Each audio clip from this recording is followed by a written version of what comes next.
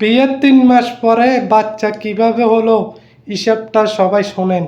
যে বাচ্চা হইতে মিনিমাম 9 মাস সময় লাগে, তা আমার বাচ্চা 3 মাস বয়স হয় কেমনে? বিয়ার দিনে কি বাচ্চা হয়ে গেছে রে? তুই আমার হিসাব দিলি না, বাইরে তোর মাজা ভাঙালাম আমি। তোর মেরুদণ্ড না পুরোটা ভাঙালাম আমি, আজকে কয়ে দিলাম। তুমি আমার সামনে দাঁড়াও, আমি কইতেছি শুনো। আমগো বিয়ে হয়েছে কতদিন? 3 মাস। পাইছো 3 মাস? ঠিকই তো আছে। আমগো বাচ্চার বয়স কত? 3 মাস। ওইলো নি 6 মাস। আর 3 মাস কই? আর এই যে হিসাব দে, এই 3 মাসের হিসাবটাই দেখবি দে, এই হিসাব দে। আর 3 মাসের এটা কোনো হিসাব আমি কথা? তোমারে দিতাছি। আর পেটের মধ্যে যে পাচ্ছি 3 মাস, হিসাব করো। দাঁড়া, হ্যাঁ, মিলে গেছে তো।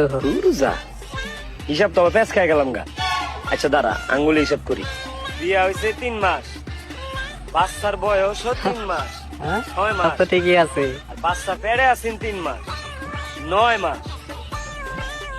হিসাব তো মিলে